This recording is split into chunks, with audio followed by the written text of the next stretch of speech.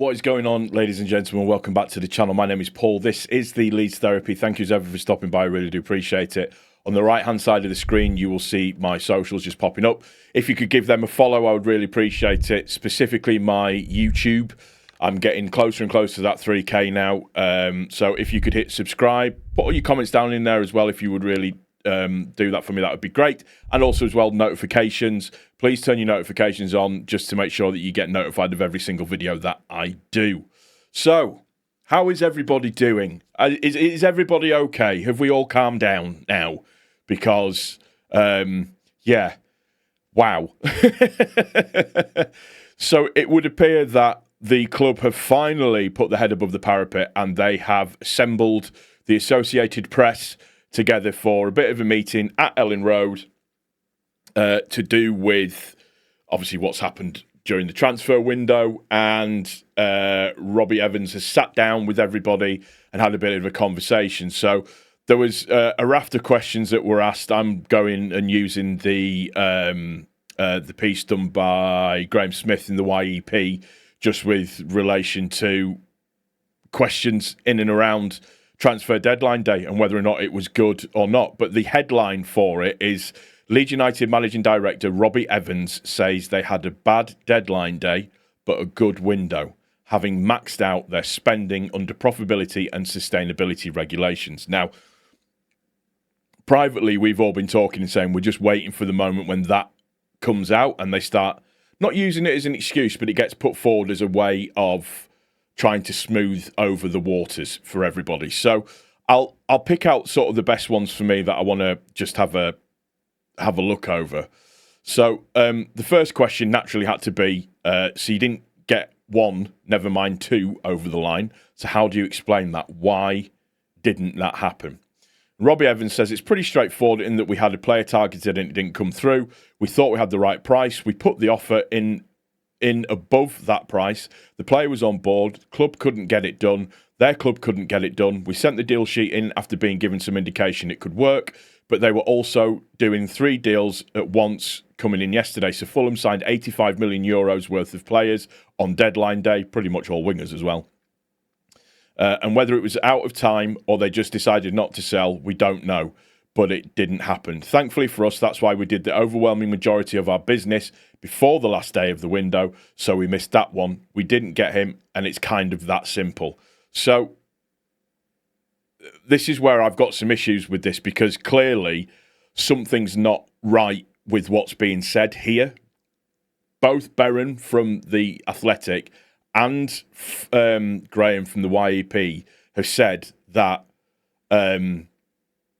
they've been told by Fulham that effectively sometime between, I think it's like midday in the end, and sometime between sort of like midday or something to that effect, that Leeds were told, midday and 5, I believe it was, that Leeds were told that Wilson was not for sale. So the deal sheet thing doesn't seem to make any sense. So I don't know how much credence I put into that. Now, the Leeds are saying that it was intimated to them that the deal sheet would be put through, that, you know, Wilson's people were on for it and Wilson was on for it, etc., so on and so forth. And it's just, when it came to the 11th hour, they were too busy signing the other 3 players that they've got, which is their prerogative to do. I have trouble believing that one in particular, so I'm not sure how I feel about that. He was then asked, how would you look at the window? How does Fark look at the window? Success, average, a poor window? Because it ended badly, how do you sum it up for the fans? Robbie's response to that was, I would say our headline is a bad day at the end of a good window, in that when we set out back in May, we had certain targets as far as key positions, key profiles, you know, estimates of the maximum available to spend to get towards. And we checked all those boxes. So we brought in all key players, got them done early, and all the key additions for Daniel, we got our top choice of the players that eventually moved. Every single player we signed was a top choice. So nobody, Igor Paixão, Facundo Buonate aside, moved to different clubs that we wanted more than the guys we got. And so in that respect, we feel very positive about it. And it's a bit frustrating to have it end like it ended because that was the cherry on top for us. So is he saying that Harry Wilson was the cherry on the top for them? It wasn't the pillar. It wasn't the pillar that would hold up the window. It was the last bit. And so he wanted one more attacker. We didn't get him, but on balance, we executed our plan early and effectively and ended the window, frankly, better than I thought we could have done back in May. So, again, it's very vague that, but I have issue with that side of things as well, because if all of the targets that we got were our top targets, why were we looking at Buonanotte? Why were we looking at Pai Zhao? Why were we looking at some of the other players there that apparently we didn't look at when we've been told that we were looking at them? So if they weren't our top targets for those positions, when you just read something, you just think, I feel like they're trying to just spin it off slightly. It doesn't feel like I'm being told the truth a little bit here. Another question, just following on from that one, it says, it looks like there was money for Pai Zhao, Buonanotte, obviously Wilson and others. The perception will be, Robbie, that you haven't spent all the money that's available. And Parag said every money available would go on the pitch. Have you spent all the money that was available? So this is the bit that's interesting. Yeah, so unequivocally, we are maxing PSR out this season. This summer, we spent everything we could. If we had gone into the targets yesterday or higher priced players back in July, the consequences would have been in the current roster in terms of players we either could not add beyond the guys that got bought in. It's a lot of waffle, this. So the players that came in August wouldn't have come had those deals been made in July. Or you'd see more key players from last year's promotion side having to go. It's not uncommon for players from the Championship not to be able to make the transition across. So you sell those players. And so for us, there were only a handful of players that were worth even considering making those kinds of sales.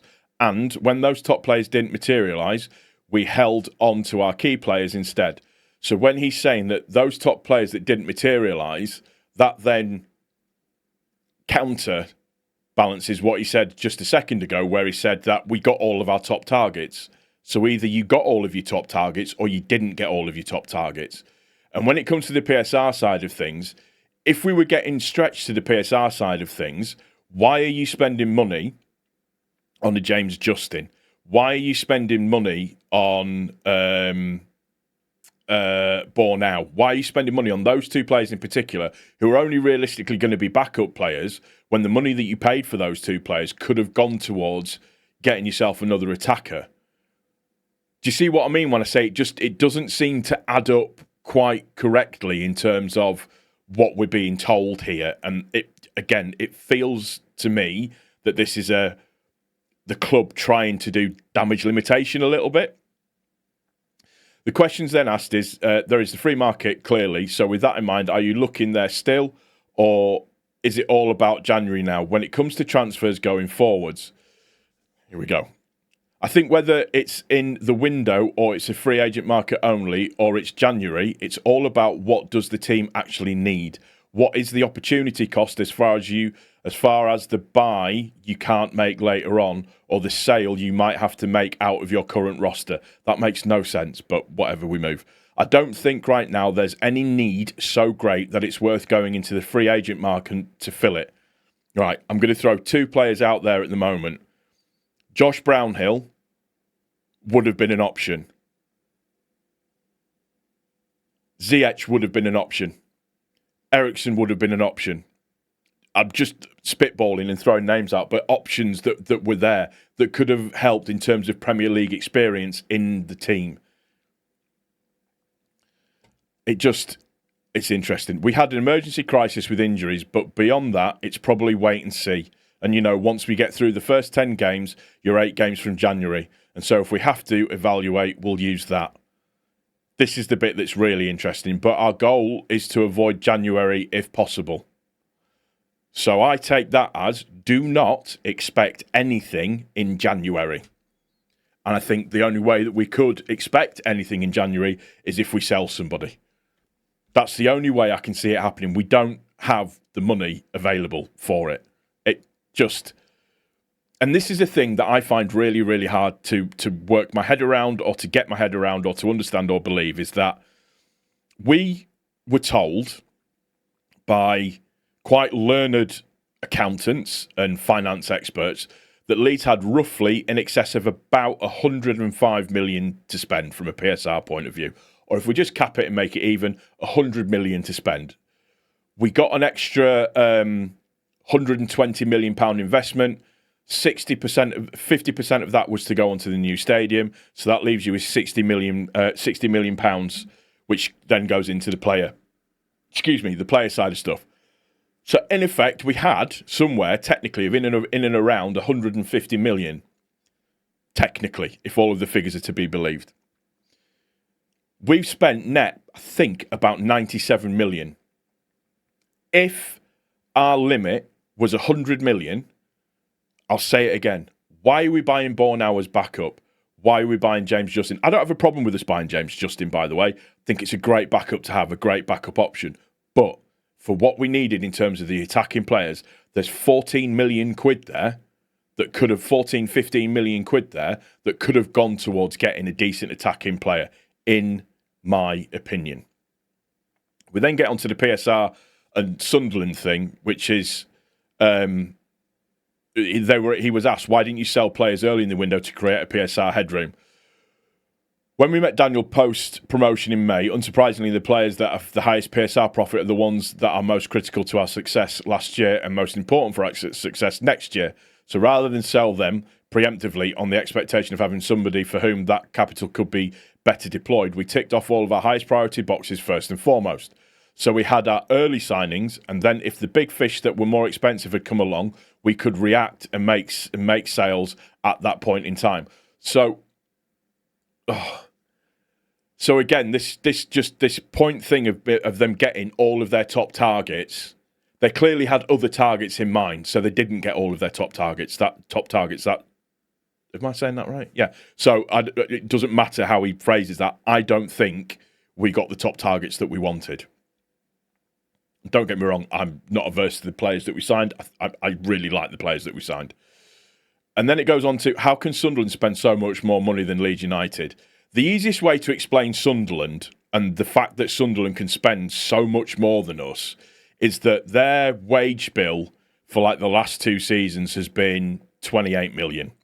Ours has been 90 million plus. We've also made a 60 million pound operating loss for, I think, 2 seasons in a row. And then with Sunderland, they haven't. They then sell 2 really, really good players on, right at the very, very start of the window. So consequently, you add that to the difference in the two wage bills, which what equates to, let's just round it up and say, 65 million plus the 40 million. So they almost had a 100 million pound start on us in terms of the PSR ceiling. Not to mention the extra additional money that comes up, but they've spent, the best part of 185 million. And then when you actually factor in wages, they've spent probably somewhere close to about 200 and something odd million overall. So that's the reason why Sunderland can go so aggressively compared to us. So technically the way to do it is to stay in the Championship for a few seasons, get your wage bill down, and then you'll be absolutely all right as it is moving forward. So it's just... So part 2, Daniel said at the weekend that without further additions, it would be difficult to survive. Is he still of that opinion, and what is his response to the way the window finished? Well, it's difficult either way. It's certainly a little more difficult without more attackers, and we all understand that. We talked last night. He also spoke with Adam. He had the same view that we did, in that we would have liked it, but we have a great squad. Did tons of work early. We're averaging 2 points per game at home. We're only 3 games into the season. And we'll go with these guys we have. So buckle in, everybody. Do you have a concern internally about the number of goals you could score this season? Do you think you have enough goals in the team to stay up?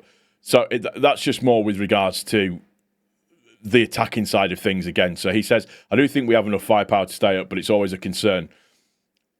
We all know we lack the creativity. It's not rocket science, really, is it, when you look at it on that basis? Just looking at the other bits.